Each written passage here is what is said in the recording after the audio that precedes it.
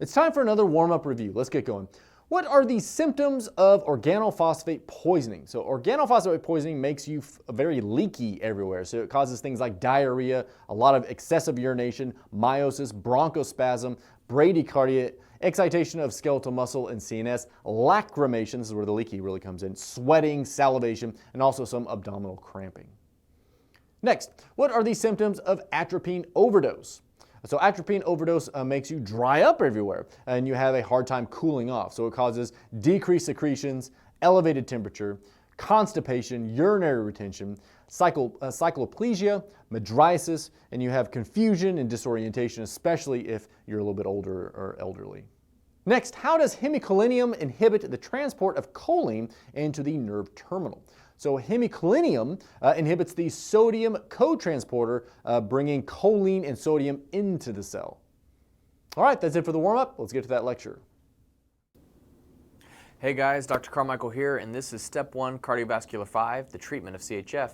Today we're going to be talking about the medical management of CHF. There are a lot of different drugs that are useful in treating CHF, and a lot of principles in treating CHF come directly from our understanding of the pathophysiology that we discussed in previous videos. The first question in your study guide says, which classes of drugs are proven to improve the survival and reduce hospitalizations in chronic CHF, and which ones are used only for symptomatic relief? The first group of drugs that we definitely improve our survival outcomes are the ACE inhibitors, the angiotensin receptor blockers, or the ARBs, the aldosterone antagonists such as spironolactone or eplerenone, and certain very specific beta blockers. We'll come back to those in just a moment.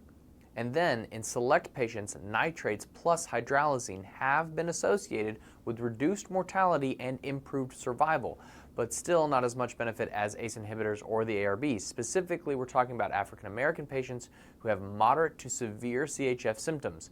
It doesn't seem to help Caucasians or other non-blacks, and it doesn't seem to help patients with mild CHF. So nitrates plus hydralazine isn't for everybody, but maybe in some patients it's a good idea.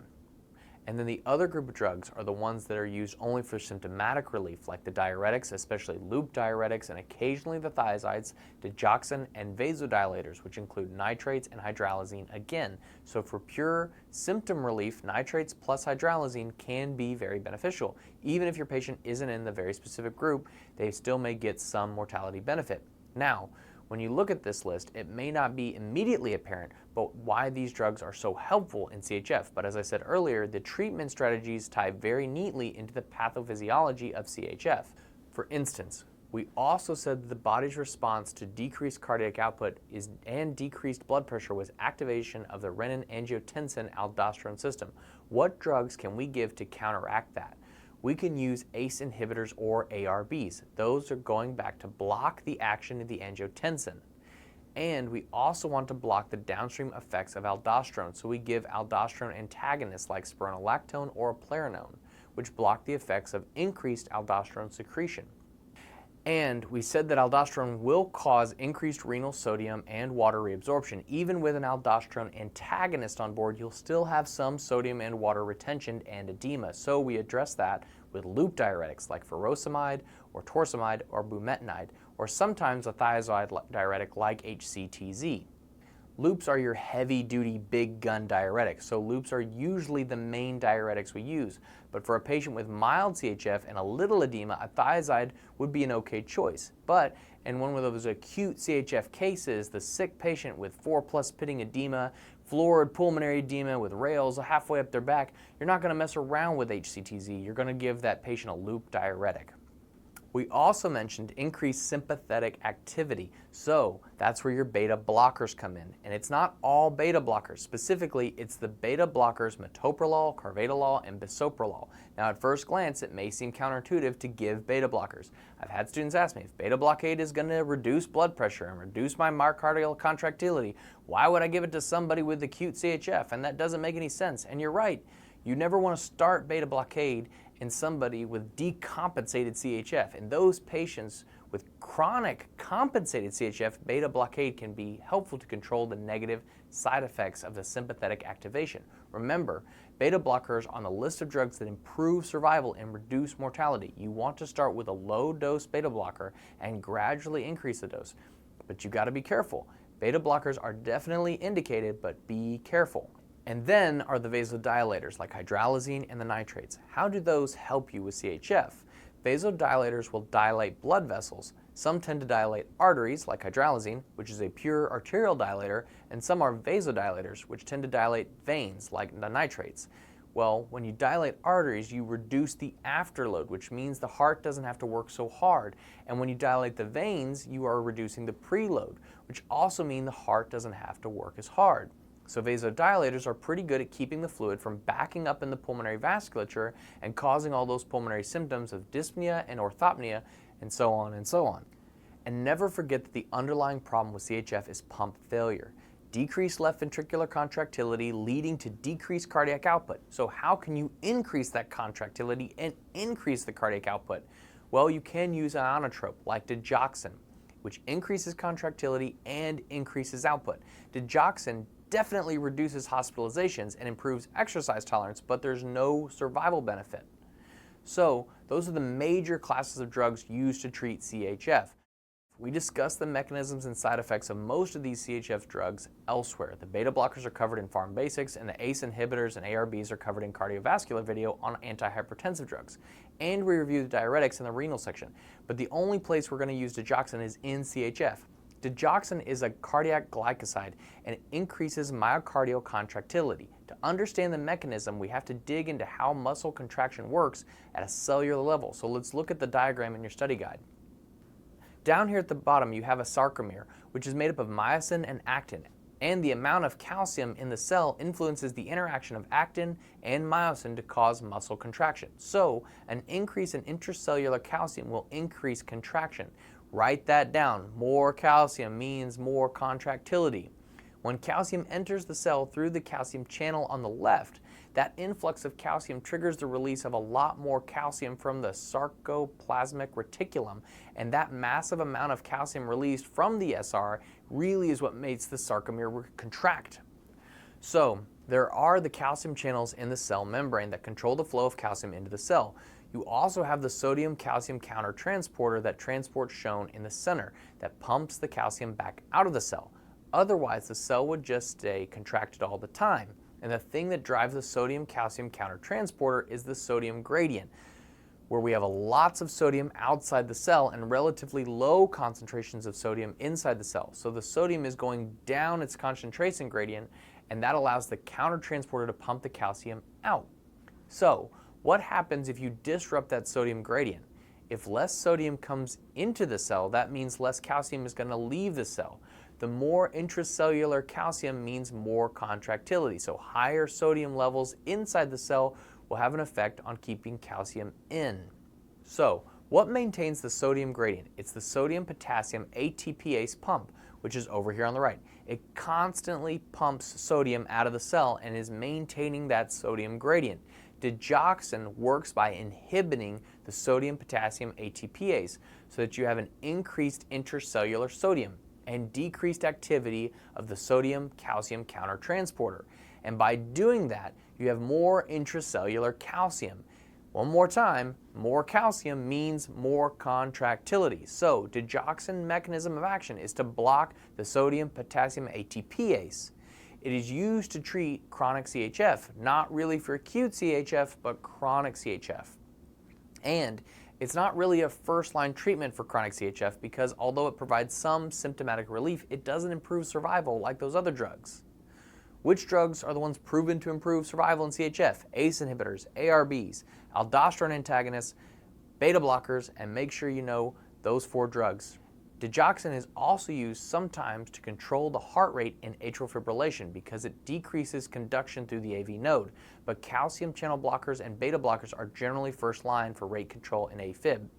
One of the reasons that digoxin isn't a great first-line drug is that it causes a lot of side effects. Digoxin is one of those drugs with a low therapeutic index, with lots of side effects and lots of potential for overdose. It can cause cholinergic effects like vomiting and diarrhea, blurry vision. Vision disturbances are the classic symptoms for chronic digoxin toxicity. Digoxin can also cause some characteristic EKG changes, especially bradycardia.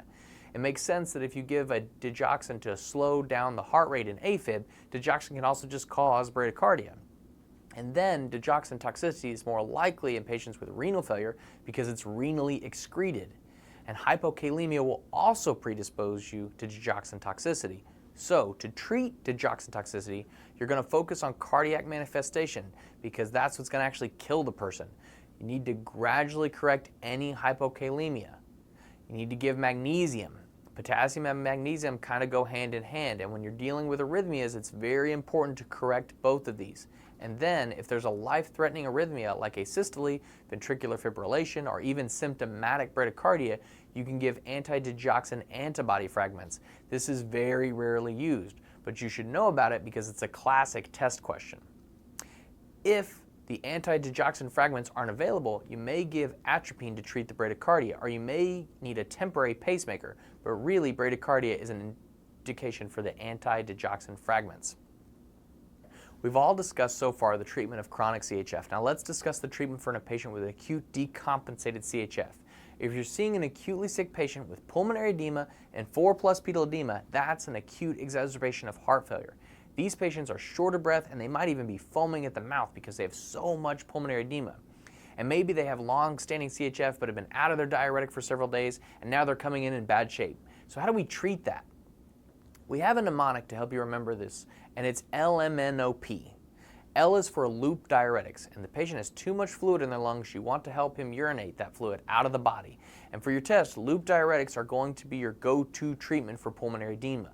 But in practical terms, nitrates may actually be a better choice. M is for morphine, to decrease the pain associated with the increased work of breathing, and additionally to offer some vasodilatory effect in the peripheral vasculature. N is for nitrates. We talked about how nitrates work by dilating veins and reducing preload. They actually dilate arteries and veins, but they dilate veins a lot more. And in terms of pulmonary edema, that's a good thing because when you dilate the peripheral vasculature, the blood is going to pool outside the pulmonary vasculature. So you're taking blood out of the pulmonary circulation and pooling it elsewhere so the patient can breathe. So you can give either sublingual nitroglycerin or IV nitroglycerin, and that's going to help relieve that acute dyspnea really quickly. O is for oxygen. Supplemental oxygen is only indicated if the patient is hypoxic. You can titrate that until the pulse ox is satisfactory. You may start with a nasal cannula or maybe need an oxygen mask or maybe even need to intubate that person. You give them as much oxygen as you need. P is for both positioning and pressors. Positioning the patient sitting up with their legs over the edge of the bed, and in severe cases, the patient may require dobutamine. Also worth knowing, loop diuretics can take a relatively long time to work in a CHF patient. And you and me, IV dose of furosemide is going to start working in 10 to 15 minutes, but in a CHF patient with a low cardiac output isn't going to be perfusing their kidneys very well, and it may take up to 90 minutes to start working. And you don't want to wait an hour and a half to see if the patient is going to diurese, keeping your fingers crossed that the patient doesn't crash in the meantime.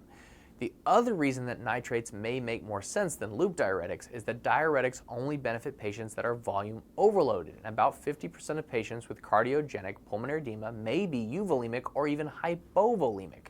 The problem isn't always that they have too much fluid on board, but the fluid is in the wrong place. Nitrates help redistribute that fluid from the lungs to the periphery, and they work faster. But again, for your test, diuretics are always a good choice.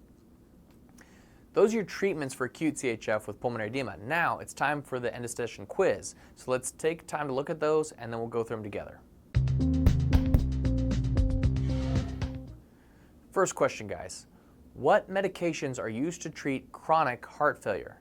Those are the ones that help reduce cardiac remodeling, and the ones associated with improved survival are the ACE inhibitors, the ARBs, certain beta blockers, metoprolol, carvedilol, and bisoprolol, and aldosterone antagonists like spironolactone and eplerenone. And in select patients, African Americans, you can use nitrates plus hydralazine. Then, for drugs that are used only for the symptomatic improvement but no survival benefit are the diuretics, especially the loop diuretics, and digoxin. Next question, what medications are used to treat acute heart failure? Remember the mnemonic LMNOP. L is for loops, M is for morphine, N is for nitrates, O is for oxygen, and P is for positioning or pressors. Last question, what is the mechanism of action of digoxin?